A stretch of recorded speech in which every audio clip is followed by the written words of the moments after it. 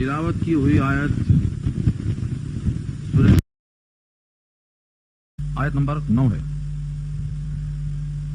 گزشتہ ہفتے میں یہ تذکرہ ہوا تھا.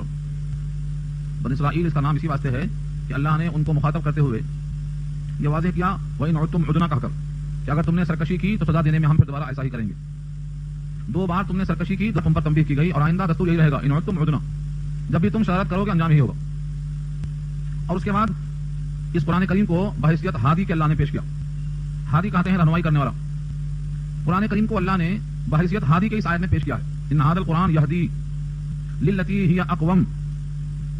یہاں اقوام سے مراد قوم نہیں ہے بلکہ اقوام سے مراد زیادہ درست، زیادہ سہل، زیادہ قریب، زیادہ عافیت بخش، جس میں خطرناک پہلو نہ ہو، خطرات سے خالی.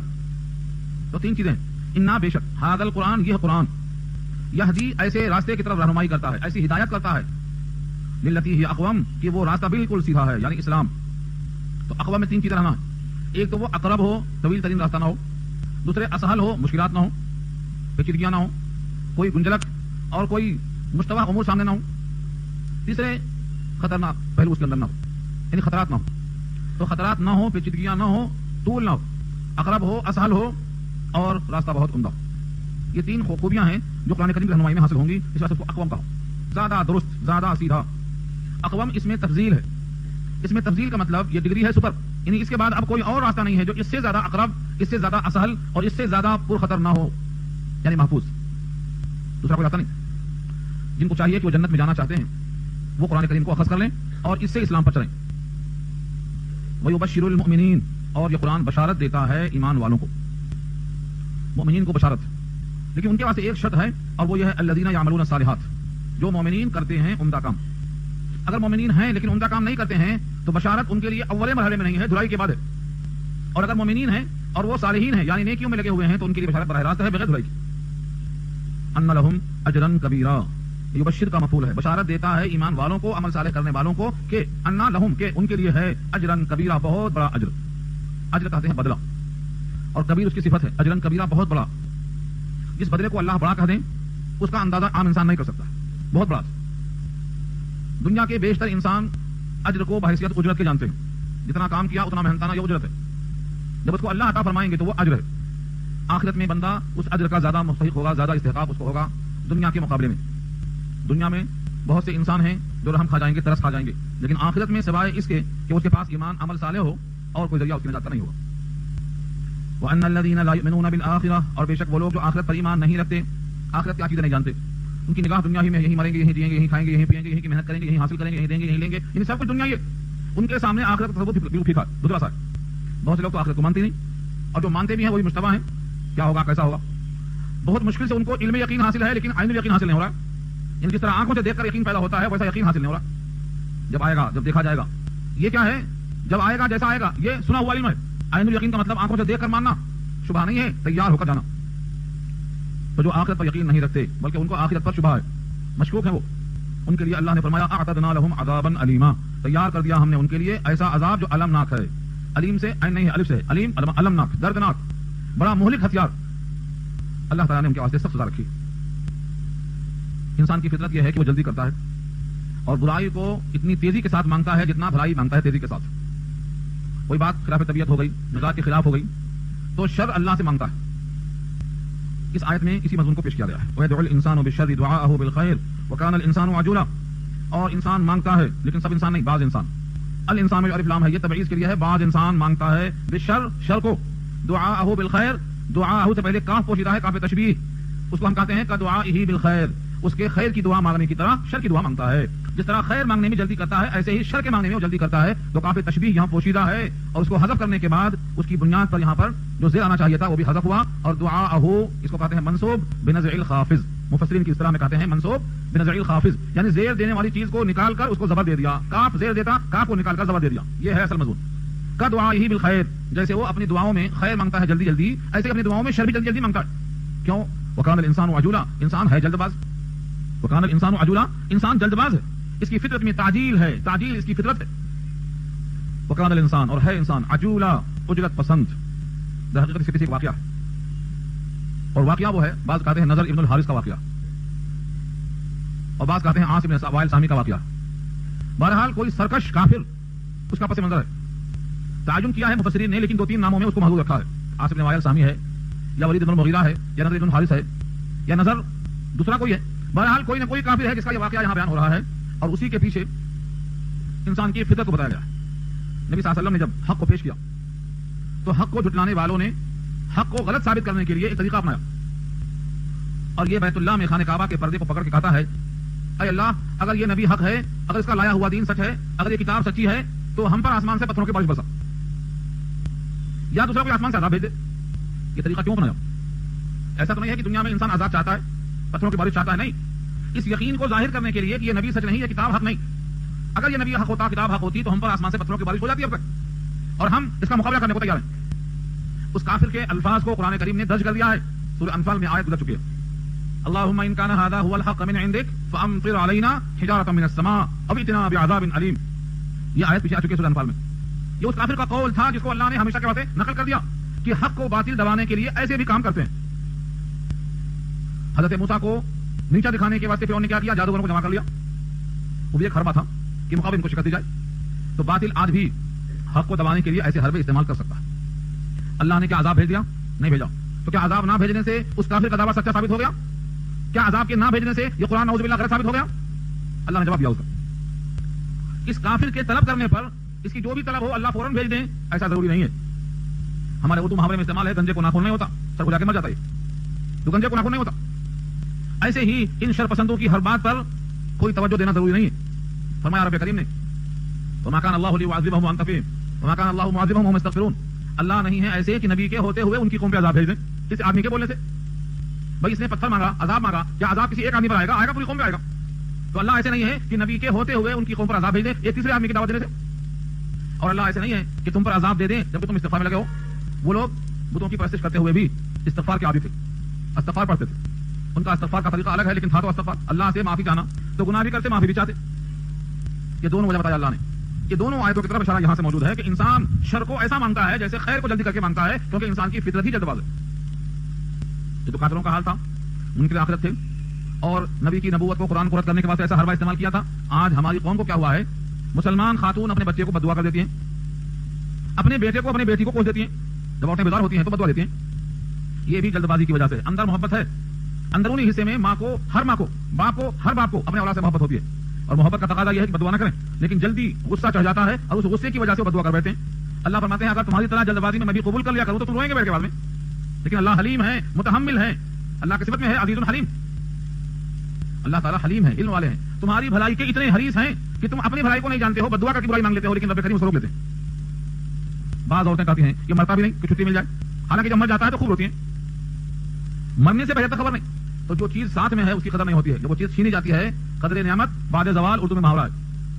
जब तक वो चीज होती है कदर नहीं होती है। इसलिए कोसना और बददुआ करने के बजाय नबी सल्लल्लाहु अलैहि वसल्लम ने हमेशा दुआ को तरजीह दिया। जिन लोगों ने नबी पर पथराव किए थे ताइफ में, उन तमाम के लिए हुजूर ने बददुआ नहीं किया बल्कि दुआ किया, और ये फरमाया कि अल्लाह मुझे ये लोग नहीं जानते इसलिए पथराव कर रहे हैं, कम से कम इनकी नस्ल तो ईमान ला सकती है, लिहाजा इनको अज़ाब मत दीजिए। तो इंसान की फितरत तो जल्दबाज है, जल्दी में वो गुनाह मांगती है, लेकिन नबी ने और अल्लाह ने सिखाया है कि नहीं, तहम्मुल से काम लेना, सब्र और ज़ब्त से काम लेना, होशियारी, अक्लमंदी, दानाई की बात करना, फितना और फसाद से अपने आप को बचा के रखना इंसान की तारीफ है फितरत। थोड़ी देर में इंसान ऐसा समझता है कि मैं सब चीजों पर कादिर हूं, मैं जो चाहूंगा वो कर लूंगा, मैं ये कर लूंगा, मैं वो कर लूंगा। इस आयत में इंसान की फितरत पेश कर दिया अल्लाह ने। इंसान जल्दबाज है। उस जल्दबाजी में कुछ कहा जाता है, हमेशा याद आता है मुझे हजरत अली रज़ियल्लाहु ताला अन्हु, जो अपनी बीवी जनाब फातिमा के साथ थे। नबी सल्लल्लाहु अलैहि वसल्लम ने दस्तक दिया, खटका मारा जगाने के लिए सुबह सुबह, अब तक उठे नहीं, उठो। जैसे घर वालों को जगाया जाता है, हजरत अली भी दामाद है, बेटे के हुक्म में है, और फातिमा तो आपकी बेटी ही है, खटका दिया आपने, अब तक उठे नहीं। हजरत अली फरमाते हैं अनफुसना बियदिल्लाह, हमारी जाने तो अल्लाह के हाथ में है, छोड़ेंगे तो उठेंगे। बज़ाहिर ये जुमला ऐसा था कि हमारा ना उठना ये कुदरत है, हमारी रूह छोड़ेंगे तो उठेंगे। नबी सल्लल्लाहु अलैहि वसल्लम को इस पर गुस्सा आया और अपने दाहिने हाथ को अपने दान से मारते हुए खड़े होते फरमाया वकानल इंसानु अक्सर शैइन जदला, इंसान तो झगड़ालू है, कुछ न कुछ जवाब जरूर देगा। इंसान की फितरत है, कुछ न कुछ जवाब देगा, चाहे जवाब सही हो या गलत हो, मौका के मुताबिक हो या मौका के मुताबिक ना हो, लेकिन मुल्ला आम बाशत की चुप नशवत, कुछ न कुछ तो बोलना है। ये फितरत से रोका गया। आदमी कुछ न कुछ कहना जरूरी नहीं है, खामोश हो जाना, नादिम हो जाना गलत बोलने से बेहतर। चाहिए तो खैर अच्छी बात कहे या तो चुप हो जाए, और यकुल खैरा और यसमुत, कहे तो अच्छी बात कहे वरना चुप हो जाए। चुप हो जाना बेहतर है ऐसे कौल से जो खराब और गलत हो। अल्लाह ने यहां से बंदों की तस्हील के लिए निशानियों को जाहिर फरमाया। وجعلنا الليل والنهار آيتين فمحونا آية الليل وجعلنا آية النهار مبصرة لتبتغوا فضلا من ربكم ولتعلموا عدد السنين والحساب وكل شيء فصلناه تفصيلا.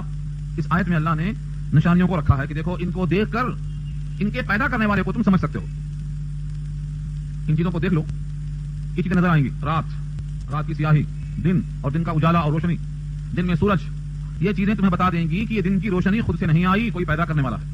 یہ رات اور رات کی سیاہی خود سے نہیں آئی, کوئی ان کو پیدا کرنے والا ہے. اس سے تمہیں اندازہ ہو جائے گا کہ دن کا خالق کون ہے, رات کا خالق کون ہے. تو ملک کو خالق کا پتہ چل جائے گا. اس کو کہیں استدلال.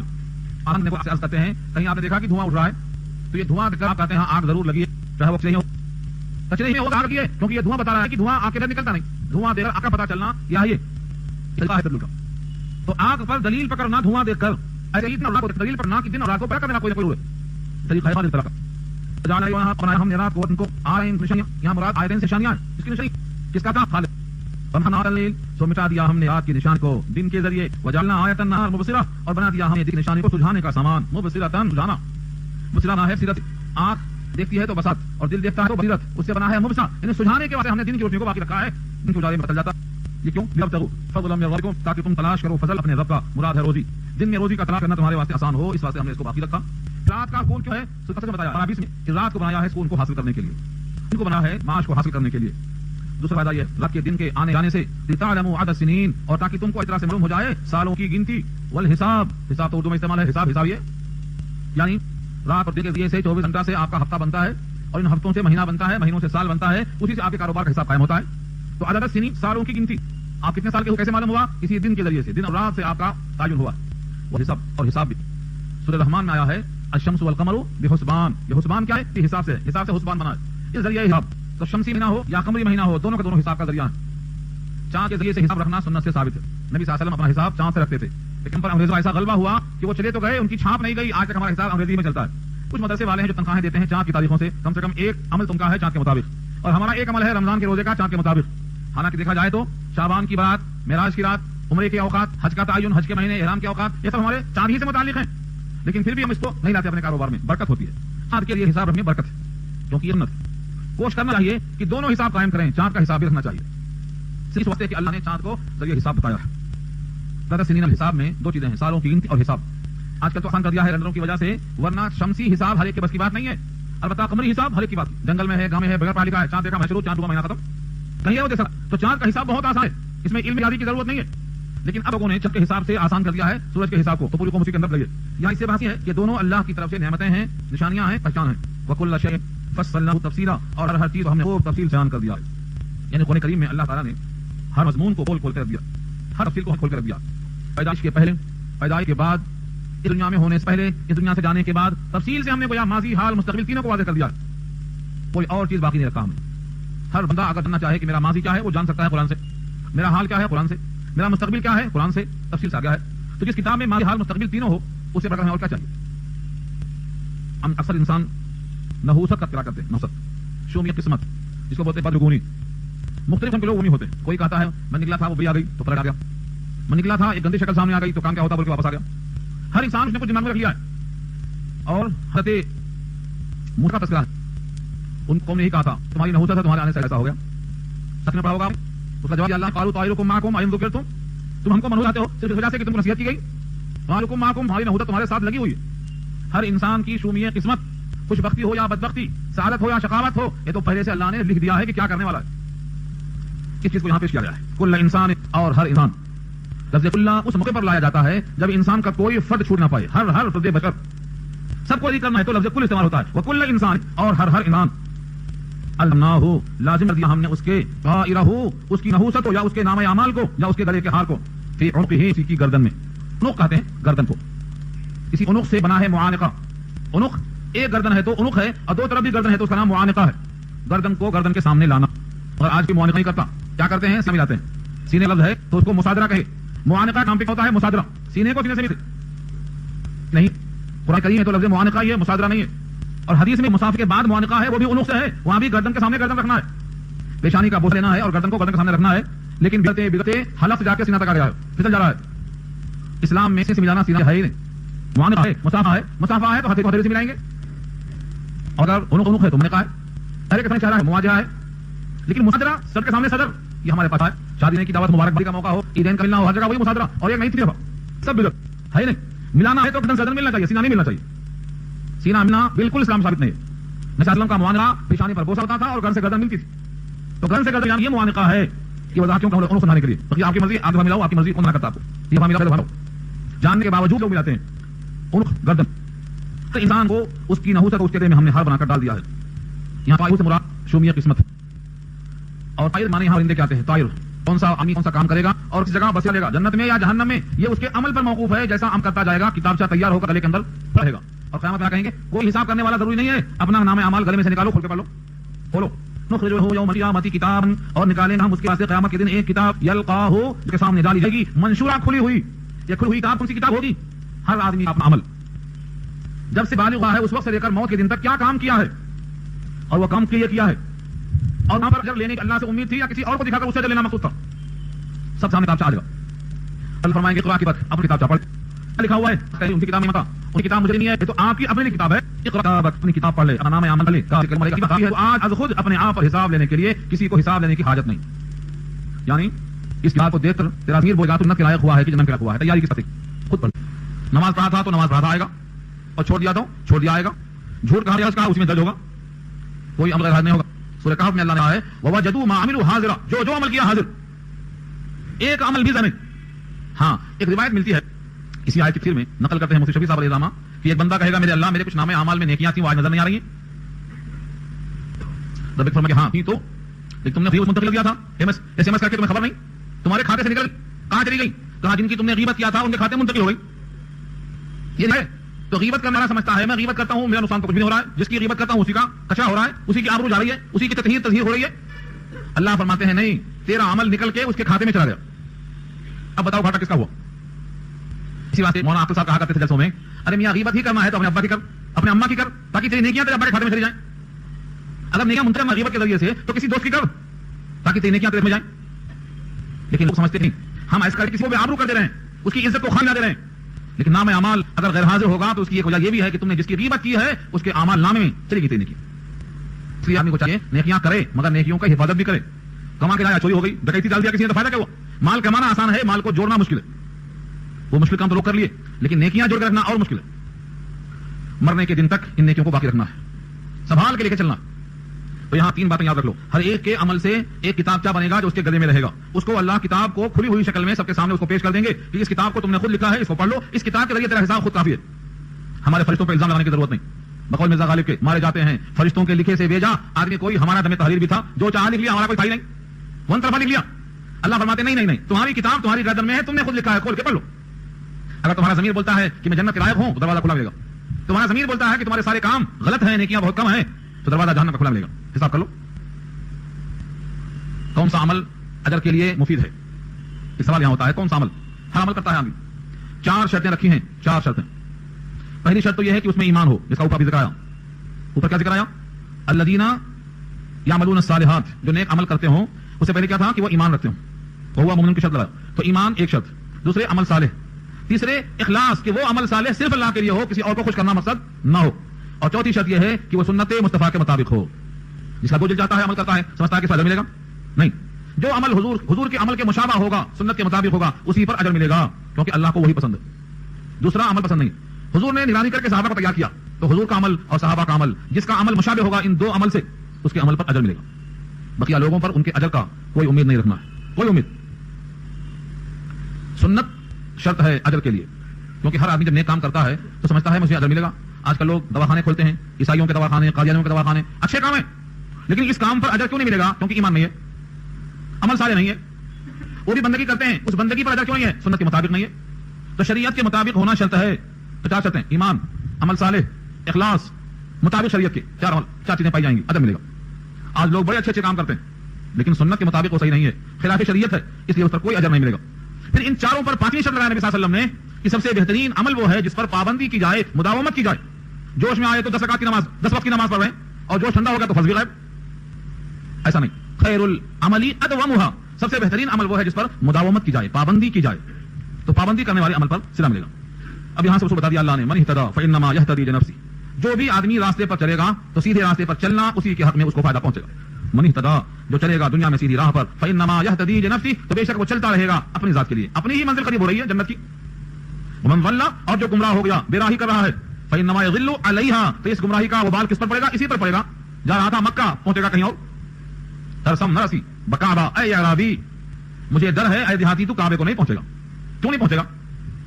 کی راہ کی تو میروی بترکستان است جس راستے پر تو چلتا ہے یہ راستہ ترکستان جا رہا ہے. ترکستان کے راستے پر چلنے والا کعبہ کیسے پہنچے گا؟ ترکستان پہنچے گا. تو آج کا مسلمان کون سے راستے پر چلتا ہے؟ یہودیوں کے راستے پر چلتا ہے. یہودیوں کو قبلہ بنا لیا، پھر سمجھتا ہے کہ کعبہ پہنچیں گے. جنت حضور کے کھٹکا مارے بغیر کھلنے والی نہیں ہے. جنت اللہ کے نبی کھولیں گے. کوئی یہودی جنت نہیں کھولے گا. اگر جنت کی طلب ہے تو اپنا قبلہ نبی کو بناؤ. حضور نے کیا تو کرو، نہیں کیا ہے تو چھوڑو. یہ ہے اصل فیصلہ. سنت اور صحابہ کا عمل، یہ دو چیزیں ہمیں دیکھنا ہے. آج سے یہ عہد کر لو کہ جو عمل ہم کر رہے ہیں سر سے پاؤں تک، صبح سے شام تک اور بچپن سے 55 تک سارے کام کا تجزیہ کر لو. کون مغرب کی نظر میں اور کون حضور کی نظر میں اچھا ہے. یہ ہے یہاں کا. جو گمراہ ہوا بے راہ ہوا اس گمراہی کا، اس بے راہی کا وبال اسی پر پڑے گا. کوئی نماز نہیں پڑھے گا کون جائے گا جہنم میں؟ یہ جائے گا جہنم میں جو نماز نہیں پڑھا. نماز نہیں پڑھنے والا اپنا گھاٹا کر رہا. تو بھائی نماز ذل ولیھا اس گمراہی کا وبال اسی پر پڑے گا. لگے ہاتھوں ایک اصول بتا دیا اللہ نے ولا تزر وازرۃ وزر اخرى اور کوئی شخص کسی کے گناہ کا بوجھ نہیں اٹھائے گا. یہ کیوں کہا؟ بہت لوگ بیٹھے ہیں ہاتھ پہ ہاتھ رکھے، ہم ان کا دامن پکڑ لیں گے چلے جائیں گے اور ہمارے گناہ کی پوٹلی ہم ان پہ لاد دیں گے اور پوپ ہمیں معاف کر دے گا تو ہم بخش دیے جائیں گے. قرآن کریم کا یہ ٹکڑا بہت واضح ہے ولا تزر اور نہیں بوجھ اٹھائے گا وازرۃ کوئی بوجھ اٹھانے والا وزر اخرى دوسرے کا بوجھ. دوسرے کا بوجھ کوئی اٹھانے والا نہیں اٹھائے گا. حضرت فاطمہ نے اپنے والد سے کہا اور حضرت عائشہ نے اپنے شوہر سے کہا ہمارے کچھ کام میں آپ آئیں گے کہ نہیں؟ دنیا میں نہیں آخرت میں. نبی صلی اللہ علیہ وسلم کا دو ٹوک جواب تھا فاطمہ اور عائشہ سے کہ جنت اور جہنم میں جانے کے لیے ہر آدمی کو اس کا اپنا ایمان، اپنا عمل صالح چاہیے. اپنا انتظام کر لو. جب تک پلسرات پر گزر نہ جاؤ، جب تک نام اعمال تولے نہ جائیں، جب تک نام اعمال دائیں ہاتھ میں نہ آئیں، کوئی کسی کے کام میں نہیں آئے گا. اور میں نے دنیا میں سب سے پہلے تم پر واضح کر دیا ہے کہ اپنا حساب خود دیکھ لو، کوئی کسی کے کام میں نہیں آئے گا. تو نبی صلی اللہ علیہ وسلم کا وہ جواب جناب فاطمہ اور عائشہ کو اور یہ آیت ملا کر دیکھو تو جب تک آپ کا ایمان عمل صالح صحیح نہیں ہے کوئی کسی کے کام میں نہیں آئے گا. ولا تزر وازرۃ وزر اخرى کوئی کسی کا بوجھ نہیں اٹھائے گا. یہاں پر ایک اشکال ہوتا ہے عام طور سے، وہ اشکال تو ہے نہیں مگر لوگ کرتے. کچھ لوگ کہتے ہیں کہ اس آیت سے ایسا معلوم ہو رہا ہے کہ کسی کو کسی کا ثواب بھی نہیں پہنچتا. جب کوئی کسی کا بوجھ نہیں اٹھائے گا تو مطلب یہ ہوا کہ جو گناہ ہے وہ اس کے سر پر باقی رہے گا اور کسی کے ثواب پہنچانے سے وہ بوجھ ہلکا نہیں ہوگا. یعنی اس ثواب کا انکار اس آیت سے. اہل قرآن اس آیت سے انکار کرتے ہیں. کس کا؟ ثواب پہنچانے کا. اس آیت میں کہا گیا ہے کوئی کسی کا بوجھ نہیں اٹھائے گا. لیکن جب بندہ کسی کو ثواب پہنچاتا ہے تو ثواب پہنچانے سے اس کا درجہ بڑھے گا یا اس کی مغفرت ہوگی یا اس کے ثواب میں اضافہ ہوگا یا اس کے گناہ کم ہوں گے، ورنہ پھر ثواب پہنچانے کا فائدہ کیا ہوا؟ لہذا ثواب نہیں پہنچتا. یہ عقیدہ پیدا کرنا چاہتے ہیں یہاں سے. یہ ہے تفسیر بالرائے. تفسیر بالرائے کا مطلب کسی آیت کی تشریح اپنے طرف سے کر لینا، یہ تفسیر بالرائے ہے. اس کو حضور نے حرام کہا. قرآن کی وہی تشریح صحیح ہے جس پر آپ کو حدیث ملے. ہاں حدیث ہے ہی نہیں اس پر تو گویا آپ کو اختیار دے دیا گیا کہ آپ سمجھ لو اس کا مطلب. لیکن جس آیت پر حدیث موجود ہو اس کی رائے چھوڑ کر اپنی رائے آپ وہاں ثابت نہیں کر سکتے. اب دیکھو حضور نے کہا اس مسئلے پر اذا مات الانسان انقطع عنه عمله الا من صلاة صدقة جارية او علم ينتفع به او ولد صالح يدعو له. اس حدیث کو پیش کر کے یہ ثابت کیا جاتا ہے جب انسان مر جاتا ہے، اذا مات الانسان جب انسان مر جاتا ہے، انقطع عنه عمله اس سے اس کے عمل منقطع ہو جاتے ہیں، الا من صلاة مگر تین چیزیں: صدقہ جاریہ، مسجد کی تعمیر، مدرسے کی تعمیر، مسافر خانے کی تعمیر، کنواں، پانی، جو بھی شکلیں اس کی ہوتی ہیں یہ سب صدقہ جاریہ. او علم ينتفع به یا علم چھوڑا نفع اٹھایا اسے کتابیں لکھ دیا، او ولد صالح يدعو له یا نیک اولاد چھوڑا جو دعا کرتی ہے. یہ تین عمل اس کا کھاتا بند ہوا، یہ تین عمل چلتے رہیں گے. اس حدیث کو سنا کر کہتے ہیں دیکھو اس کا کھاتا بند ہو گیا، اس کا کھاتا بند ہو گیا یہ تین عمل کے علاوہ. حالانکہ اگر غور سے آپ دیکھیں تو کیا لفظ ہے؟ انقطع عنه عمله. آدمی جب مر جاتا ہے تو اس کا عمل اس سے منقطع ہوتا ہے، اس کے پاس دوسرے کا عمل نہیں پہنچتا. یہ نہیں کہا اس کا عمل اس سے منقطع ہوتا ہے، یعنی اب یہ عمل کے لائق نہیں رہا، اس کا عمل ختم ہو گیا. مگر یہ تین کام کا عمل چونکہ وہ بھی اسی کا عمل ہے، اسی کا نیک کام ہے، صدقہ جاریہ چھوڑا وہ بھی اسی کا، اولاد صالح بنایا یہ بھی اسی کا، علم چھوڑا وہ بھی اسی کا، تو یہ اس کا تین کام ہے جو اس کے حق میں چلتا رہے گا. بقیہ اس کا نام اعمال بند ہو جائے گا. اس کا یہ مطلب کیسے لیا گیا کہ اس کے نام اعمال میں کسی دوسرے کا اعمال نہیں آئے گا، کسی اور نے بھیجا تو نہیں پہنچے گا. یہ کہاں سے نکلا؟ اس کا عمل بند ہوا، جیسے وہ مر گیا اس کا عمل بند ہو گیا، یہ تین جاری رہیں گی. لیکن کسی دوسرے نے بھیجا تو نہیں پہنچے گا، یہ تصور غلط ہے. اس حدیث کے لفظ میں گنجائش نہیں ہے. اب یہ لاؤ کہ دوسرے کا عمل پہنچے گا. اب حدیث سنو. نبی صلی اللہ علیہ وسلم کا ارشاد ہے جب بندہ قبر میں ہوتا ہے دفن کر چکنے کے بعد تو سرحانے سورہ بقرہ کا اول پڑھو رکوع اور پیتیانے سورہ بقرہ کا آخری رکوع پڑھو. یہ حضور نے حکم دیا. یہ پڑھنا مسنون ہے یا مستحب ہے، فقہا کے دونوں قول. اگر یہ سورہ بقرہ شروع میں सिरहाने पढ़ने से मैयत को फायदा पहुंच रहा है तो हमारा मतलब साबित हो गया, और अगर पैतियाने सूरह बकरा का आखिरी हिस्सा पढ़ने से मैयत को सवाब पहुंच रहा है तो हमारा मतलब साबित हो गया, और अगर नहीं पहुंच रहा है तो हुजूर ने यह हुक्म क्यों दिया? अगर ये हुजूर ने हुक्म दिया है, बुखारी की रिवायत है ये, सूरह बकरा का अव्वल आखिर पढ़ने का हुक्म दिया हुजूर ने, लेकिन चिल्लाकर तरह से नहीं जैसा आज लोग पढ़ते हैं, आहिस्ता, क्योंकि लोगों को सुनाना मकसद नहीं है, अल्लाह की खातिर पढ़ना है ताकि उसको सवाब पहुंचे। अल्लाह की खातिर पढ़ना है तो जैसा अल्लाह के नबी ने कहा वैसा पढ़ना है, और वो आहिस्ता है।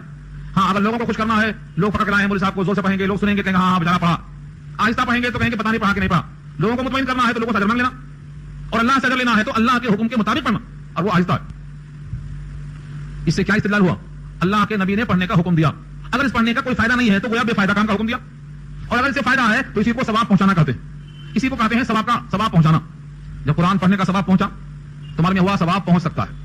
अब रहा सवाल हल का, एक खातून आती है अरफात के मैदान में हुजूर के पास, हुजूर घोड़े पर सवार है या अपनी उठने पर है, पूछा मेरे वालिद मोहतरम का इरादा हज करने का था मगर वो हल नहीं कर सके, उन पर हल ढल गया, अगर मैं उनकी तरफ से हज कर दूं तो क्या उनको पहुंचेगा? फरमाया नबी सल्लल्लाहु अलैहि वसल्लम ने, ये बताओ अगर तुम्हारे वालिद पर कर्जा हो लोगों का तो वो कर्जा तुम चुकाओगी या नहीं चुकाओगी? फरमाया हाँ जरूर चुकाऊंगी। तो कहा जब कर्ज चुकाओगी तो अल्लाह का कर्जा दानदार है तो उसको अदा कर। इसका सही मतलब यह है कि उस खातून के हज करने पर उनके वालिद को उसका सवाब पहुंचेगा। नबी सल्लल्लाहु अलैहि वसल्लम ने अपनी तरफ से एक बकरा ज़बह किया और उम्मत की तरफ से एक बकरा ज़बह किया। अगर हुजूर एक बकरा उम्मत की है तो किस लिए? ताकि उम्मत को इसका पहुंचे। इसका ये मतलब निकला कि हमारी दुआओं का और हमारी तिलावत का और हमारी कुर्बानियों का अजर पहुंचता है। अब रहा सवाल कि नहीं पहुंचता है, इस पर कौन सी दलील है? लिख लीजिए सवाल मेरा, सवाल लिख लीजिए और जहां से जवाब मिल सकता है मंगा लीजिए। जो लोग कहते हैं नहीं पहुंचता उनकी यही दलील है, इज़ा मातल इंसान, मर गया इंसान तो उसके नाम अमल बंद हो गए। हमने कहा उसके बंद हो गए लेकिन दूसरों का नहीं पहुंचेगा, ये साबित नहीं। इसीलिए इमाम आजम अबू हनीफा रहमतुल्लाह अलैह का मसलक ये है सवाब पहुंचेगा, माली भी पहुंचेगा, बदनी भी पहुंचेगा, दोनों का मजमुआ भी पहुंचेगा, सवाब पहुंचेगा। वो आयत के खिलाफ नहीं है। इस आयत में क्या है? सवाब पहुंचेगा। यहां मकसद यह है कि अगर कोई आदमी बगैर ईमान के मर गया, ईमान के बगैर मर गया, क्योंकि अमल सालेह की वैल्यू बाद में शुमार होती है, ईमान है तो अमल सालेह की वैल्यू है। आदमी के जिस्म में जान ही नहीं है तो ग़िज़ाओं की वैल्यू नहीं जाती, ग़िज़ा की कोई अहमियत नहीं, जान है तो ग़िज़ाओं की अहमियत है। वैसे ही ईमान है तो अमल सालेह की अहमियत है। अमल सालेह के बगैर मर गया तो सवाब नहीं, किसी का सवाब नहीं। और ईमान है, जब ईमान है तो उसके वास्ते यह आयत है ही नहीं कि कोई किसी का बोझ नहीं उठाएगा, क्योंकि ईमान वाला अपने ईमान के बलबूते पर अपना बोझ खुद उठाएगा। हाँ, जिसमें ईमान नहीं है, ईमान के बगैर मर गया, अब उसका कोई बोझ उठाने वाला नहीं है, क्योंकि यहां लफ्ज़ गुमराही का रहा है, और गुमराही उसी को कहते हैं जो सही रास्ते पर नहीं जाता है, और सही रास्ते पर न चलने वाला वही है जिसमें ईमान नहीं, अमल सालेह नहीं। और दूसरी आयत सूरह नजम पारा 27 की है, लैसा लिल इंसान इल्ला मा सा, इंसान के लिए नहीं है मगर वही जितना उसने कोशिश किया। तो उससे मुराद सही ईमानी है। हजरत थानवी अलैहि फरमाते हैं कि उससे मुराद सही ईमानी है। कोई किसी की तरफ से ईमान की सही नहीं कर सकता, वरना हुजूर अकरम सल्लल्लाहु अलैहि वसल्लम अपने चचा की तरफ से कलमा पढ़ लेते। चचा की तरफ से कलमा क्यों नहीं पढ़ा आपने? क्योंकि वो सही ईमानी है, वो किसी की तरफ से काम नहीं आ सकती, अपना कलमा खुद पढ़ना पड़ता, अपने दिल में तस्दीक खुद होना जरूरी है। तो सही ईमानी किसी के काम में नहीं आएगी। बकिया और ज़ख़ीरा अहादीस में कहीं आपको नजर नहीं आएगा कि किसी का सवाब किसी को नहीं पहुंचेगा। एक बात और वाज़ेह कर दूं, कुछ लोग कहते हैं कि जब सवाब का इसाल हो सकता है तो अजाब का भी इसाल हो सकता है। इसाले सवाब जब हो सकता तो इसाले अजाब क्यों नहीं? हम सवाब भेज सकते तो अजाब क्यों नहीं भेज सकते हम? ये सब क्या है? ज़हनी उपज है। लेकिन इस पर एक रिवायत याद आई बुखारी की, जब आदमी मर जाता है और उस पर लोग रोते हैं, चिल्लाते हैं, नोहा खानी करते हैं, सीना को भी करते हैं, तो हदीस में आता है ला तबकू, रोवो मत, इसके मर जाने पर रोवो मत, क्योंकि युअज़्ज़बुल मय्यित बिबुकाई अहलिही अलैहि, मय्यित को अजाब दिया जाता है उस पर उसके रोने से। जब लोग रोते हैं तो रोने वालों के रोने से उस मय्यित को अजाब दिया जाता है। और हजरत इब्ने उमर यही कहते थे कि देखो जो रोता है वो मोहब्बत नहीं रोता है बल्कि अजाब की खातिर रो रहा है। लेकिन मतलब वो नहीं है। मतलब जनाब आयशा फरमाती हैं, हजरत आयशा सिद्दीक़ा रज़ियल्लाहु ताला अन्हा फरमाती हैं, अल्लाह हजरत उमर पे रहम फरमाए, मतलब यह है कि अगर मरने वाला भी इस अकीदे का था कि मेरे मरने के बाद रोना चाहिए, इस पर ख्वाहिशमंद था, वसीयत करके मरा है कि मेरे मरने के बाद जरा मालूम हो कि कौन मरा है, धूमधाम से मरे, ऐसा नहीं है चुपके से मर गया, दफन कर दिया, पता नहीं कौन मरा। हाँ, आशिक का जनाजा है, जरा धूम से निकले और माशूक की गलियों से जरा घूम के निकले, मालूम होना शाम में कौन मरा है। अगर उसका अकीदा यह था कि लोग रोए चिल्लाएं, वाह जवाला, वाह मेरे फला, ऐसा वैसा कह के मरे, अकीदा उसका ऐसा था, तो चूंकि नोहा ख्वानी हराम है, उस हराम पर वो राजी था, इसलिए जब लोग रोएंगे तो इसके रोने में उसकी रजामंदी का दखल है, अब उस पर गुनाह होगा। यह तशरीह किसकी? जनाब आयशा की। इसका मतलब क्या हुआ? इसाले अजाब भी हो सकता है बशर्ते कि मुर्दा चाहता हो। कोई मुर्दा चाहता है कि अजाब हो, अजाब भेजा जाए मेरे खबर में? कोई नहीं चाहता, न कोई चाहता है, न कोई भेजता है, न ये मसनून है। ये दिमागी लोगों की परेशानियां हैं जो कुरान करीम से हदीस से टकरा कर नई नई बातों को पेश करना चाहते हैं। हकीकत यह है मरने वाला उस गरीब की तरह होता है जो कहते हैं डूबने वाले को तिनके का सहारा काफी होता है। हदीस में आता है जो मर जाता है उसे एक एक नेकियों के लिए तरसना पड़ता है। जब लोग भेजते हैं तहायफ सवाब के और बेहतरीन किस्म के नजराने पेश करते हैं तो मैयत खुश होकर के अपनी खुशी का इजहार करती है। जिनके पास नहीं पहुंचता है वो तरसती रहती है। तो इस सारे सवाब तो है। इस पर हमारी सीढ़ी पहले आ चुकी है, मैयत के हुकूक, उसको आप सुने, पूरी भाषा मैंने किया उसके अंदर। यहां वाज़ेह करने का मकसद यह है कि कोई किसी का बोझ नहीं उठाएगा जबकि वो मोमिन न हो। अगर वो मोमिन है तो मोमिन के हाथ में तो सिफारिश होगी, अगर ईमान वाला बंदा है तो उसकी सिफारिश नबी करेंगे, ولی کریں گے، حفاظ کریں گے، علماء کریں گے، حافظ قرآن کریں گے. اور سفارش کرنے کا مطلب یہ ہوتا ہے کہ جو کمی ہے وہ میں پوری کر دینا چاہتا ہوں. 7 ایسے آدمی جن پر جہنم واجب ہو چکی ہے، 7 نہیں بلکہ 10. ایک حافظ قرآن، لیکن اس کے لیے بھی شرط ہے، کیسا بھی حافظ چلتا نہیں. ہاں، اس کی شرط یہ ہے کہ اس نے قرآن کریم کے حلال کو حلال جانا ہو، حرام کو حرام جانا ہو. حرام کھاتا رہا لے کے تو نہیں، حرام کو حرام، حلال کو حلال. تو اپنے خاندان والوں میں سے 10 آدمی جن پر جہنم واجب ہو چکی تھی، یہ اس کو بخشوائے گا. یہ حدیث موجود ہے. من قرأ القرآن فاستظهره فأحل حلاله وحرم حرامه أدخله الله الجنة وشفعه في 10 من أهل بيته كلهم قد وجبت لهم النار. وجبت لهم النار کا ترجمہ کیا ہے؟ جن پر جہنم واجب ہو چکی تھی ان کی سفارش کرے گا. اب بتاؤ سارا ثواب نہیں ہے تو کیا نہیں ہے؟ کیا مطلب حدیث کا ہے؟ جب جنت نہیں جہنم واجب ہو چکی تھی اور یہ حافظ قرآن سفارش کرے گا اور اس کی سفارش قبول کی جائے گی، اب کیا مطلب ہے؟ لہذا ایسی روایتوں کو چھوڑ کر، ایسے ٹکڑوں کو لے کر من مانی وضاحت نہیں کرنا، حدیث کے خلاف نہیں جانا. ایک حدیث سن کے لاؤ کہ کسی بھی مرنے والے کو کسی کا ثواب نہیں پہنچتا. ایک حدیث سن کے لاؤ، چلو ضعیف سے لے آؤ، ضعیف حدیث لے آؤ چلو. اگر نہیں تو پھر اس جملے سے آپ کی تشریح قابل قبول نہیں ہے، کیونکہ اس کی تشریح جو نبی نے کیا وہ یہ کیا. کوئی بندہ کسی بندے کا بوجھ نہیں اٹھائے گا، یہ اس وقت ہے جبکہ وہ کافر ہے، جبکہ وہ گمراہ ہے اور بے دین ہے. اصل میں ایک شخص تھا ولید ابن المغیرہ، وہ کہتا تھا گھبراؤ مت، تمہارا بوجھ میں اٹھا لوں گا، بہت ڈراتے نا قیامت سے، وہاں تمہارا بوجھ میں اٹھا لوں گا. اس کا لفظ نقل کیا اللہ نے سورہ عنکبوت 21 میں، کیا اٹھائے گا اور اپنا بھی اٹھائے گا. کیوں اٹھائے گا؟ کیوں بھٹکا دیا. ان کے بھٹک جانے کا وہ بال بھی اس پر پڑے گا. ولا يحملن اثقالهم واثقال ما اثقالهم، یہ عنکبوت کی آیت موجود ہے. تو کوئی نہ کوئی اٹھائے گا بوجھ. اور ولید نے کہا تھا جہنم کے 19 فرشتے ہیں، 10 سے میں تنہا لڑ لوں گا، باقی 9 کو تم سے مل کے دیکھ لینا. یہ کیا ہے؟ بھٹکانے کا عمل ہے. اس بھٹکانے سے جو بھٹکیں گے ان کا وبال تو پڑے گا. چنانچہ جہنم میں جہنم والے جائیں گے، بھٹکنے والے بھی بھٹکانے والے بھی دونوں جائیں گے. تو جب سامنے پڑے گی نگاہ تو بھٹکنے والے کہیں گے میرے پروردگار دیکھو یہ آ گیا نا بدماش، اس مجرم کی وجہ سے ہم جہنم میں لائے گئے ہیں، اس کو دوہرا عذاب دے دو یا ہمارے حوالے کرو، اس کو پاؤں سے ہم رو دیں گے. وقالوا ربنا ارنا الذين اضلانا من الجن والانس نجعلهما تحت اقدامنا ليكونا من الاسفلين. اللہ ہمیں دکھلا دے جس نے ہمیں گمراہ کیا تھا، چاہے وہ جنات میں سے ہو چاہے انسان میں سے ہو، ہم آج پاؤں تلے رکھ کے رو دیں گے تاکہ وہ اسفل ہو جائے. تو غصہ کیوں ہے؟ کیونکہ اس نے ہمیں بھٹکایا تھا. اس بھٹکانے والے کا گناہ اپنا بھی ہوگا اور جتنوں کو بھٹکایا ان کا بھی گناہ ہوگا. تو ہاں، بھٹکانے والوں کو گناہ میں اور ثواب پہنچانے والوں کو ثواب میں شرکت ہو گئی. جن کی ہدایت کا جو ذریعہ بنے گا ان کو ثواب میں اجر بڑھتا جائے گا. ایک حدیث بہت پہلے آئی تھی کہ جو شخص بنیاد ڈالے گا برے کام کی، جیسے قابیل نے حابیل کو قتل کر دیا، قتل کی بنیاد ڈالا، جتنے قتل ہوں گے قیامت تک سب اس کے کھاتے میں جائیں گے. یہ سارے عذاب کے مثال یہی سارے عذاب. اس کے برخلاف جس نے نیک کام کی بنیاد ڈالی تو قیامت تک کے سارے نیک اعمال جتنے لوگ کریں گے اس کو اتنا ثواب خود بخود پہنچے گا.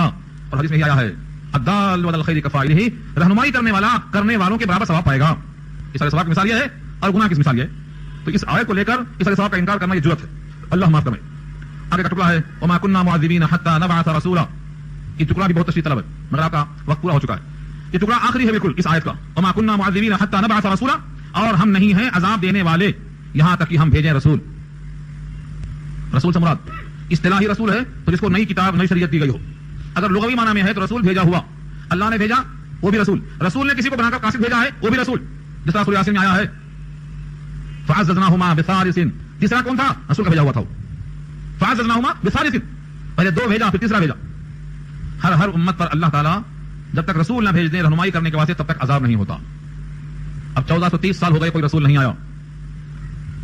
اب جتنے رسول جتنے نبی ہوں گے سب جھوٹے ہوں گے. 30 کا تذکرہ کیا نبی صلی اللہ علیہ وسلم نے، 30 جھوٹے نبی دعویدار پیدا ہوں گے، یہ سب جھوٹے.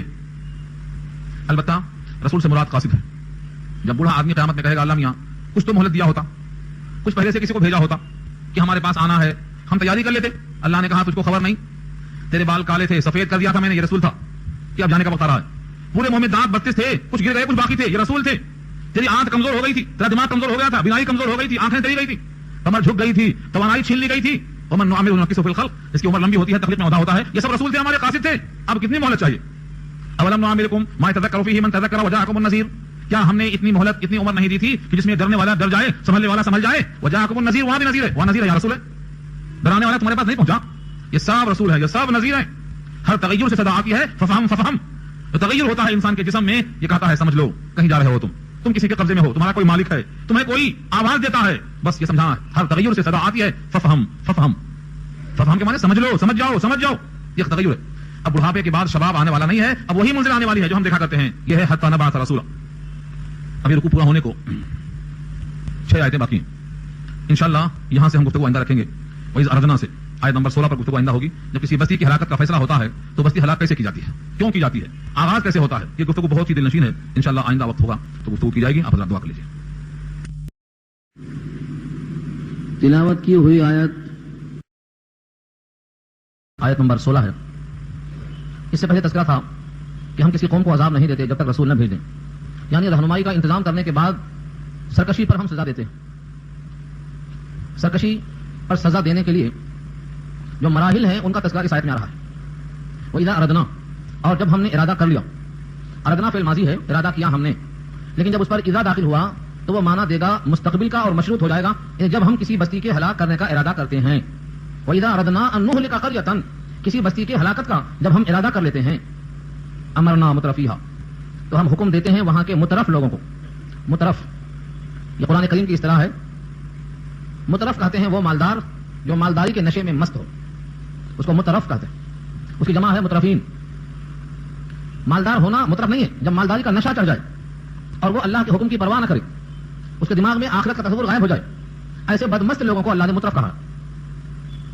مترفیہا، اس قریہ کے مالداروں کو ہم حکم دیتے ہیں، خوش عائش لوگوں کو حکم دیتے ہیں. ففسقوا فیہا، تو اس بستی میں وہ فسق اور نافرمانی کا رواج دیتے ہیں، کثرت کے ساتھ فسق و فجور میں لگ جاتے ہیں. یہ ہے فسق.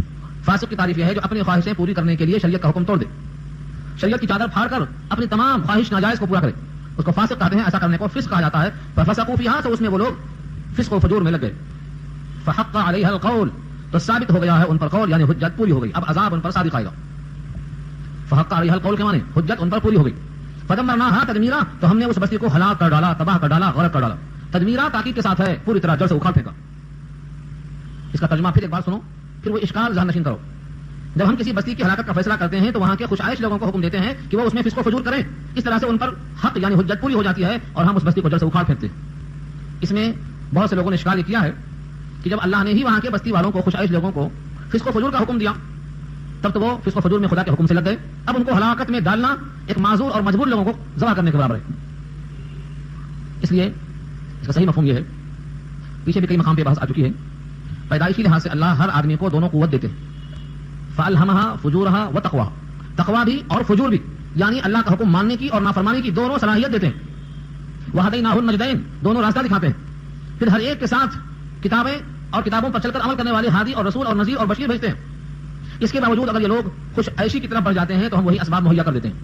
یہ ہے امرنا کا مفہوم، یعنی ہم نے دونوں راستے بتائے، لیکن چونکہ یہ راستہ نفس کے مطابق تھا تو مالدار لوگوں نے اس نفس کے خواہش کی تکمیل والے راستے کو قبول کر لیا، تو ہم نے اس راستے کے تمام اسباب آسان کر دیے. اب اس طرح سے ان پر حجت پوری ہو گئی اور ہلاکت کے لائق ہو گئے. یہ مفہوم ہے جمہور مفسرین کا. لیکن لفظ امرنا میں دو قرات اور ہیں. امرنا، ایک تو امرنا کے معنی ہم نے حکم دیا، اور ایک ہے امرنا. امرنا کے معنی ہم نے ان بستی والوں کے جو خوش عائش لوگ تھے ان کو امیر بنا دیا، حاکم بنا دیا، صاحب ثروت، صاحب دولت، انہی لوگوں کو ہم نے ان کا پیشوا مقتدی بنا دیا. یہ ہے امرنا. جب ان کو ہم نے حاکم بنا دیا تو پوری قوم اپنے حاکم کو دیکھ کر چلتی ہے. الناس علی دین ملوکہم، جیسا بادشاہ شیعہ تھا تو پیچھے چلنے والے بھی دھیرے دھیرے شیعہ ان کی طرف گھس جاتے ہیں. تو ہم نے وہاں کے خوش عائش لوگوں کو امیر، مقتدی اور پیشوا بنا دیا، اور وہ فسق و فجور میں لگ گئے اور ان کو دیکھ کر پوری قوم انہی کے جگہ پہ چلنے لگ گئی. لہٰذا وہ اس غلط راستے پر چلنے کی پاداش میں ہمارے ہلاکت کے لائق بن گئے. یہ دوسری تفسیر ہے. تیسری تفسیر ایک اور کیا ہے، ایک تو ہے امرنا، دوسرے ہے امرنا، اور تیسری تفسیر میں لفظ آیا ہے آمرنا، الف پر مدہ کے ساتھ آمرنا. اور آمرنا کا ترجمہ کیا ہے قتادہ نے اکثرنا، ہم نے زیادہ کر دیا. کس کو؟ اس بستی میں خوش عائش لوگوں کی تعداد کو زیادہ کر دیا. ایک مالدار نہیں، دو مالدار نہیں، کثرت سے لوگ مالدار ہو گئے. اکثرنا، ہم نے اکثریت کو مالدار کر دیا جو صاحب عائش بن گئے. اب مسجدوں میں آنے والا کوئی نہیں، صبح اٹھ کر تہجد پڑھنے والا کوئی نہیں، تلاوت کرنے والا کوئی نہیں، روزہ رکھنے والا کوئی نہیں، جہاد میں نکلنے والا کوئی نہیں، رسول اللہ کے طریقوں پر چلنے والا کوئی نہیں، کیونکہ اکثریت خوش عائش ہو گئی. اور جب اکثریت آ گئی نفس پرستی پر تو اس طرح ان پر حجت ہماری پوری ہو گئی اور عذاب کے لائق ہو گئے.